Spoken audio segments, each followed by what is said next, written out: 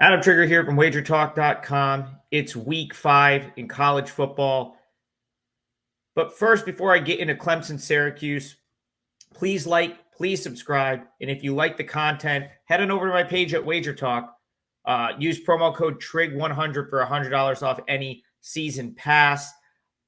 For football, I've got back-to-back winning weeks in college football. I hope we can make it another one. And let's start by talking about Syracuse and Clemson. I will be at this game on Saturday. I've been to this game probably 3 or 4 times in the past 5 or 6 years. I went down to Clemson and saw it last year in person. So I kind of want to start with that matchup because I think there's some important tie-ins that could play into the handicap of this game. So we go back to last year. Syracuse, they probably deserve to win. They certainly played good enough to win. They dominated the first half. They came out and led in the second half. There was a really bad late hit penalty that flipped the momentum of that game and allowed Clemson to escape with the win. The other thing that I think really hurt Syracuse in the second half, I couldn't figure it out at the time, but they abandoned the run despite having a lead. They led most of the game. I believe they were up 11, and they abandoned the run in that game.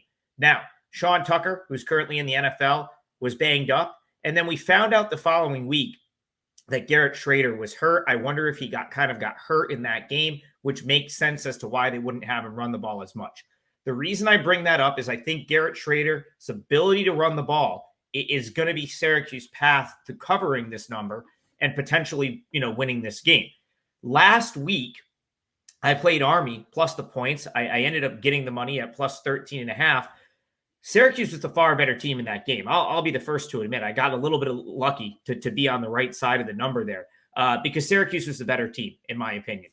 And I think Syracuse would have blown Army out if not for a couple of things. One, they clearly wanted to protect Shrader last week and keep him healthy for this matchup.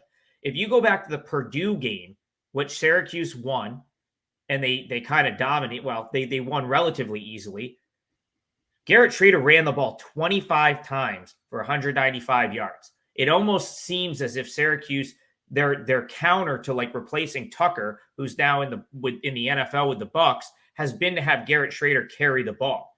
Last week, they were never going to do that. Only 10 carries, 50 yards. They got in the red zone. They kind of let him, run the ball, throw it a few times. Syracuse settled for field goals last week where they probably could have scored touchdowns. And they're not going to do that here. If they get a chance, they're going to try to run it with Shrader. And in this game, they will run it with him as many times as they have to get first downs and stay in this game. The reason I brought up last year is because by that point in the season, he was starting to get banged up. This year, that's not the case. Syracuse has had a really easy schedule to this point. They played Colgate, which was a total blowout, complete layup. Western Michigan wasn't really in that game. It got out of hand. Even the Purdue game was a pretty good game, but even last week, they were able to sort of play their reserves. The Army, 80 of their 270 yards of total offense came on a total bomb pass play at the end of the game where Syracuse had reserves in. Guys were looking around and a dude ran right down the field untouched to score an 80-yard touchdown. So I think that final score is a little bit deceiving, and I think that's what keeps a little bit of the line value for Syracuse at 7 here. On the other side, listen, Clemson played an awesome game against Florida State. Some would say that they were really unfortunate to lose, maybe deserved to win that game, and that all could be true, but the reality is this. Clemson just lost their second game of the year. It's probably, it's only week 4, week 5, or 5 weeks into the season. It very well could be the dream crusher spot that we always talk about on these shows year in, year out for Clemson.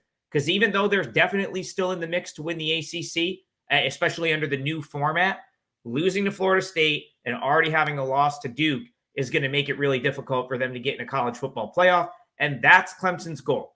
Clemson plays to win national championships. And once that looks like it's not the case, we could have that scenario that my good friend Kelly in Vegas always brings up, where Clemson could lose the Florida State game twice.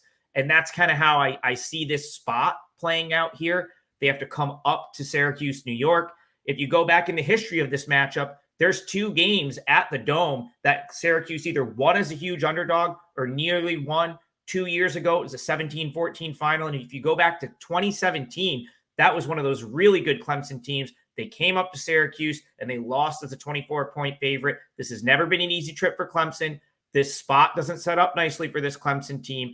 And Syracuse had a great game plan last year. They figured out how to beat them, and they just couldn't execute it for the full game. I think something similar happens. I think Syracuse leans on Schrader, and it's going to keep them in this game, probably covering the number. If you like this content, click on those other videos on the screen. And don't forget to go over wagertalk.com and use coupon code TRIG100 for $100 off any NFL full season pass.